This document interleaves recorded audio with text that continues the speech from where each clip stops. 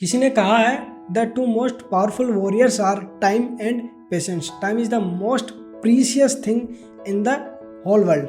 सो यार, हमारे पास पूरे दिन में करने को बहुत सारे काम होते हैं। कुछ काम ऐसे होते हैं जिनकी प्रायोरिटीज़ मस्ट होती है, कुछ काम ऐसे होते हैं जिसको अपन सेकंड प्रायोरिटी भी दे सकते हैं, लेकिन बहुत सारे काम हैं जिनको अपन प्रायोरिटी में नहीं है फिर भी अपन करते रहते हैं। कहते हैं जिसने टाइम को मैनेज करना सीख लिया उसने अपनी जो सक्सेस है उसका 50% वे है वो कंप्लीट कर लिया। तो आज के इस वीडियो में अपन टाइम मैनेजमेंट के बारे में कुछ फैक्ट्स के बारे में बात करेंगे, कुछ ऐसी थिंग्स जिनसे आप टाइम है वो मैनेज कर सकते हो, अपने टाइम को शेड्यूल कर सकते हो।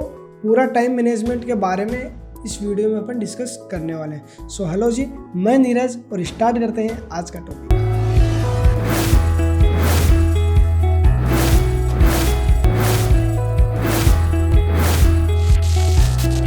आज से कुछ साल पहले अराउंड 2015 के अराउंड मेरे एक टीचर थे जिन्होंने मुझे एक बात कही थी। ऑफ कोर्स उस वक्त मैं अपने कॉलेज की स्टार्टिंग फेज में था, तो मेरे को टाइम की इतनी वैल्यू नहीं थी। मेरे को कुछ सेकेंडरी जो चीज़ें होती हैं वो प्रायोरिटी में ज़्यादा लगती थी, जैसे पार्टी करना, दोस्तों के साथ में चिल करना, वेले घूमना, गेड़ियाँ मारना वगैरह।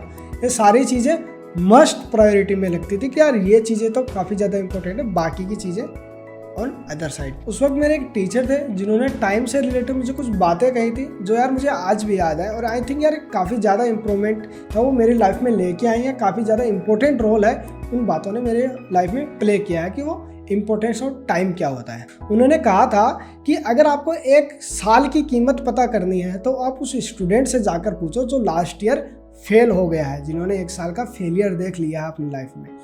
अगर आपको एक मंथ की वैल्यू पता करनी है तो आप उस माँ से जाकर पूछो जिन्होंने एक प्रीमेच्योर बच्चे को जन्म दिया है। उससे ज़्यादा एक मंथ की कीमत है वो और कोई भी नहीं जान सकता। अगर आपको एक हावर की कीमत पता करनी है कि 1 आवर कितना होता है, यार कुछ इंपॉर्टेंस नहीं होता है, 1 आवर को अपन कुछ समझते भी नहीं है। अगर आपको 1 आवर की कीमत पता करनी है तो आप उससे जाकर पूछो जो 1 घंटे से अपने लवर का वेट कर रहा है। अगर आपको 1 मिनट की कीमत पता करनी है, 1 मिनट अपन कुछ भी नहीं समझते ना, अगर आपको 1 मिनट की कीमत पता करनी है तो आप उससे जाकर पूछो जिसकी 1 मिनट पहले ट्रेन मिस हो गई हो। अगर आपको 1 सेकंड की वैल्यू पता करनी है तो आप उससे जाकर पूछो जो 1 सेकंड की वजह से अपने एक्सीडेंट से बचा है। एक्सीडेंट होते होते हुए वो 1 सेकंड के लिए बचा है, 1 सेकंड की वजह से उसका एक्सीडेंट बच गया। उससे जाकर पूछो कि 1 सेकंड की वैल्यू क्या होती है। अगर आपको 1 मिली सेकंड की वैल्यू पता करनी है तो आप उससे जाकर पूछो जिसका 1 मिली सेकंड की वजह से ओलंपिक में गोल्ड मेडल रह जाता है। तो टाइम बहुत ज़्यादा प्रीशियस है। तो यार ये कुछ फैक्टर्स थे जिनसे अपन टाइम की वैल्यू को समझ सकते हैं। हाँ, आपको हर व्यक्ति के लिए टाइम की वैल्यू अलग अलग कंडीशन में अलग अलग मैटर करती है, लेकिन वैल्यू होती ज़रूर है। 1 सेकंड की वैल्यू भी होती है किसी के लिए 1 मिली सेकंड की भी बहुत ज़्यादा वैल्यू होती है, किसी के लिए 1 आवर की वैल्यू ज़्यादा होती है, किसी को 1 साल ज़्यादा वैल्यू करता है, किसी के लिए 1 मंथ ज़्यादा वैल्यू करता है। वैल्यू वेरी करती है पर्सन टू पर्सन, लेकिन वैल्यू होती ज़रूर है। तो यार एक दिन के अंदर वही 24 आवर्स है वो दुनिया के सबसे अमीर आदमी के पास होते हैं, वही 24 आवर्स है दुनिया के सबसे गरीब आदमी के पास होते हैं। प्रायोरिटीज़ मैटर करती है। आपकी प्रायोरिटीज़ क्या है, आपके एक्शंस, उस 24 आवर्स में लिए गए एक्शंस क्या क्या हैं, ये चीज़ें हैं वो मैटर करती हैं। सो यार अभी अपन स्टार्ट करते हैं कौन कौन सी ऐसी थिंग्स है जिनसे अपन अपना टाइम मैनेजमेंट है वो स्टार्ट कर सकते हैं, और आज से ही अपन ये चीज़ें हैं वो अपनी लाइफ में रेगुलेट कर सकते हैं। तो सबसे पहली चीज़ है avoid nonsense things. Avoid nonsense things ऐसी चीज़ें जो प्रायोरिटी में नहीं है। आप क्लियर कीजिए कि आपकी प्रायोरिटी क्या है। ये काम मेरे को करना ही पड़ेगा, इसके बिना काम नहीं चलेगा, मेरे अलावा ये काम कोई नहीं कर सकता। ये आपकी प्रायोरिटीज़ के अंदर आते हैं। बाकी की अदर चीज़ें मेरे बिना भी ये काम हो सकते हैं, मैं ना करूं तो भी कोई फ़र्क नहीं पड़ने वाला, अपनी सोशल लाइफ में कोई फ़र्क नहीं पड़ने वाला। जैसे दोस्तों के साथ में वेले घूमना जो मैं किया करता था, कोई फ़र्क नहीं पड़ेगा। अगर आप दोस्तों के साथ में वेले नहीं घूमोगे तो कुछ फ़र्क नहीं पड़ने वाला। तो ऐसे कामों से आप अवॉइड करो, ऐसे कामों को हो सकता है उतना अवॉइड करो। फोकस करो कि कौन से काम मेरी प्रायोरिटी हैं, कौन से काम मेरी प्रायोरिटी नहीं है, उनको फोकस नहीं करना, उनको साइड में करना। जो काम प्रायोरिटी में है वो काम आप स्टार्ट करो।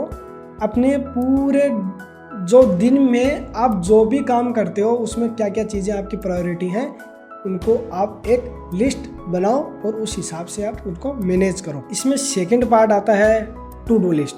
आज के दिन में मेरे को क्या क्या काम करना है, उसकी एक लिस्ट अपने पास में होगी तो अपन को जो भी वर्क करना है वो अपन को याद रहेगा। इससे क्या होगा कि अपने जो काम करना है उसके बारे में अपन को सोचना नहीं पड़ेगा कि यार ये काम मैंने कर लिया, चेक मार्क लगाओ, नेक्स्ट काम पे चलो, ये टास्क का कंप्लीट कर लिया, चेक मार्क लगाओ, नेक्स्ट पे चलो।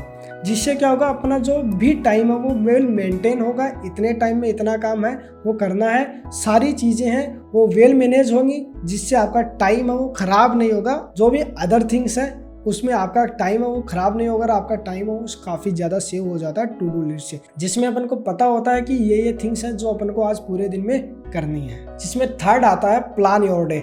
अपने पूरे दिन को प्लान करो कि किस हिसाब से मेरे को कितना काम करना है, कब करना है, क्यों करना है, हर चीज़ आपको उसके बारे में पता होनी चाहिए। अपने पूरे दिन का आपके पास एक प्लान होना चाहिए कि मैं इतने टाइम से लेकर इतने टाइम तक ये काम करूँगा, मेरे को वहाँ पे जाके ये काम कंप्लीट करना है। हर चीज़ का प्लान आपके पास में होगा तो आपका टाइम हो वो रिड्यूस हो जाएगा, टाइम आपका बचेगा।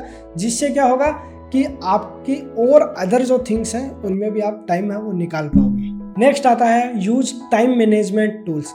काफ़ी सारे टूल्स आते हैं जिनसे आप अपना टाइम है वो मैनेज कर सकते हो। जैसे मैं पर्सनली यूज करता हूँ कीप और नोशन। यार ये दोनों हैं जिसमें मैं अपने टास्क लिखता हूँ कि यार मेरे को ये काम है, ये काम कंप्लीट करने हैं, उसके बाद में बाकी की चीज़ें देखेंगे। जिसमें मैं स्टेप बाय स्टेप मेरे हर काम को लिखता हूँ। मेरा कंटेंट, जो भी मेरे को कंटेंट बनाना है, अगले 2 महीने में क्या बनाना, अगले 5 महीने में क्या कंटेंट बनाना है, यहाँ तक भी मैं अपने नोशन में अपने जो कीप आता है, गूगल कीप आता है, उसमें मेरा सारा का सारा कंटेंट लिखा होता है। मेरे को इंस्टाग्राम पे क्या डालना है, मेरे को बाकी के अदर सोशल मीडिया हैंडल्स पे क्या क्या चीज़ें पोस्ट करनी है, कौन सा कंटेंट किस वक्त पर डालना है, कौन सा कंटेंट कब शूट करना है, हर चीज़ वेल मेंटेन होती है। जिससे मेरा टाइम है वो बचता है, मैं कोई चीज़ भूलता नहीं हूँ। क्योंकि यार जो ह्यूमन ब्रेन होता है ना, वो बहुत सारी टास्क वो भूल जाता है, उसको याद करने में टाइम ज़्यादा खप जाता है। इससे मैं हर चीज़ वहाँ पे लिखी हुई होती है, वेल मेंटेन होती है, जिससे हर चीज़ मेरे को पता होती है इसके बाद में क्या करना है। यार ऐसे बहुत सारे टूल्स हैं, बहुत सारे फ्री टूल्स हैं, उनका आप यूज़ कीजिए, जिससे आपको काफ़ी ज़्यादा हेल्प मिलेगी। नेक्स्ट आती है लिमिट मल्टीटास्किंग। बहुत सारे लोगों को यार मैंने देखा कि एक साथ में 2-4 काम करते हैं। सोशल मीडिया हैंडल संभाल रहे हैं, साथ में वीडियो एडिटिंग भी कर रहे हैं, बुक्स लगी पड़ी है वो भी पढ़ रहे हैं, फ़ोन भी अटेंड कर रहे हैं, बहुत सारे काम है वो एक साथ में कर रहे हैं। लेकिन यार जो ह्यूमन ब्रेन है ना, वो बना है सिर्फ एक साथ में एक काम करने के लिए। यार आप 4 काम एक साथ में कर रहे हो, कौन से पे आपका ज़्यादा फोकस रहेगा? किसी के ऊपर भी आपका फोकस नहीं रहेगा। आप फ़ोन पे बात कर रहे हो, साथ में आप काम कर रहे हो सकता है आपने आधी बार फ़ोन की बातों को सुना भी नहीं हो, वो सामने वाला बंदा क्या कह रहा है ये भी आपने ध्यान नहीं दिया। काम में क्या क्या गलतियाँ हो रही हैं वो भी आप नोट नहीं कर पा रहे।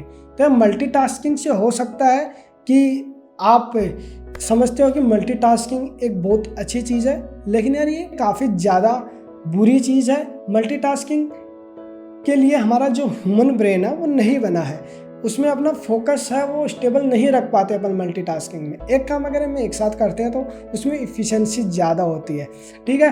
काम करने की जो भी कैपेसिटी होती है वो कंप्लीट फोकस उस काम पे होता है, वो जल्दी भी होता है, परफेक्शन के साथ में भी होता है। मल्टीटास्किंग में क्या होता है, काफ़ी चीज़ें वो छूट जाती हैं, गलतियाँ हो जाती हैं भर भर के। तो मल्टीटास्किंग से जितना अवॉइड कर सकते हो आप उतना करो। या मल्टीटास्किंग में भी ये भी आता है कि अपन साथ साथ में काम कर रहे हैं और साथ साथ में मोबाइल है उसको भी स्वाइप किए जा रहे हैं। तो यार इन सभी चीज़ों से आप बचो, अपना फोकस है जो काम आप कर रहे हो पर्टिकुलर उसी काम के ऊपर अपना जो 100% फोकस है वो आप उस काम पे दो, आपको रिजल्ट्स जल्दी मिलना शुरू हो जाएंगे। सो यार ये कुछ फैक्टर्स थे जिनको मैं पर्सनली अप्लाई करता हूँ अपनी लाइफ में। मैं जब भी काम करता हूँ मैं बाकी की चीज़ें अवॉइड करने की कोशिश करता हूँ, हर चीज़ है वो वेल मेंटेन तरीके से रखने की कोशिश करता हूँ।